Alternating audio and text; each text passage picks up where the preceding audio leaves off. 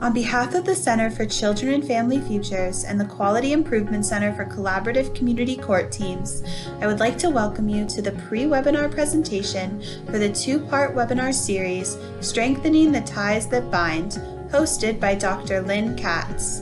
The first webinar will be held on October 9th, and the second webinar will be held on October 30th. This brief presentation will give you an introduction to the topic through a mock case planning discussion. Special thanks to the Administration on Children, Youth and Families Children's Bureau, who supports the Quality Improvement Center. For more information about this initiative, please visit our website at www.cffutures.org. Let's begin. Hi Lynn, are you busy? I was hoping we could talk about the case plan for the Brown family. Do you have a moment? I do. Perfect timing. I was just sitting here going over everything again that we all had discussed. And I have to tell you, I myself am feeling overwhelmed. Just where to start our planning, identifying the right programs and services, and helping Mrs. Brown come up with a schedule that doesn't overwhelm her either. I know we came up with a list of tasks, Ashay, last week for Mrs. Brown, but now we got to drill down and find the particulars about what she needs to do, where she's going to do it, and sort of really work on matching what she needs and what would work for her and the baby. Let's start with the first set of tasks. We have parenting classes, substance use disorder outpatient services, and childcare program and the needs of the child. Yes, absolutely. That was the list that we started. And we need to keep in mind that Mrs. Brown has some literacy issues, which are another variable. And even though she's working hard on her English, we have to provide her services in a bilingual setting to maximize her success. Okay, let's first talk about the parenting services. We got to think about whether we have a list of the parenting programs available in our community for bilingual parents. I think we need to identify if we have them, where they're given and when. And let's keep in mind that Mrs. Brown works 3 days a week from 12 to 3 o'clock p.m. So that's going to be a variable we need to think about. So I'm thinking on your to-do list, Ashay, let's call the programs that look like a good fit and check out availability for those that are for bilingual parents. Let's also ask them what would they need from her to do their intake process.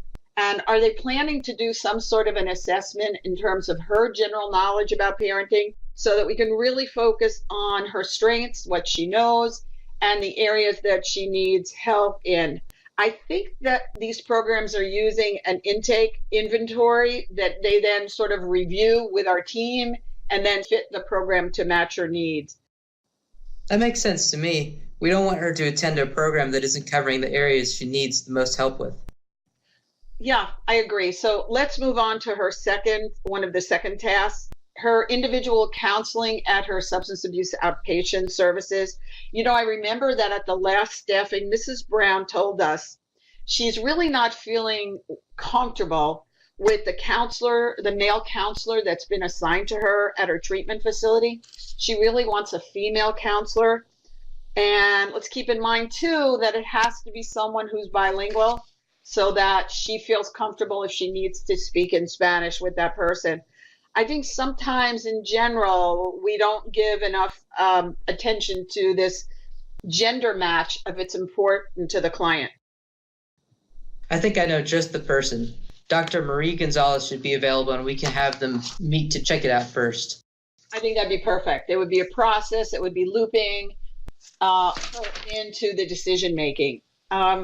So lastly, we can't forget about the baby Stevie Brown. Mm-hmm. When I visited her home last week, her apartment at her treatment facility, I noticed from a developmental perspective that the baby, who's 8 months old, isn't even sitting up with assistance from his mom, and that concerns me. I'm thinking he needs a referral for a developmental screening to see if he does need some services. He's in childcare, right? Yes. And now that you mention it, the childcare staff told the mother he is behind the other children that age in the classroom. She was really upset. Oh, no. We need to get on this right away. I really don't think a childcare worker should be presenting her concerns in that manner to a mom it's probably got her very, very worried. We can have her fill out this screening tool that's called the Ages and Stages. That allows her to give her input into where she thinks the baby is, and it will help allay her fears where she sees where her child is compared to other children. So I think we've outlined a plan. If you can do that, sort of do that investigation on the parenting programs, changing the counselor at the outpatient treatment facility to a woman, I think we've got a plan. Agreed? That sounds great. Thank you, Lynn. We hope you enjoyed this mock case planning presentation today. The issues we raised during this discussion are going to be the focus in a broader way for the upcoming webinar on October 9th. You're going to see a resource guide where we've supplied you with information related to the topic of matching services to the needs of families. We hope you'll use this time between now and when the webinar starts on October 9th to review these resources, think about what questions you might have, and discuss it among your team to see if there's anything else you need resource-wise that we haven't included. So thank you for participating today. We look forward to talking with you on October 9th.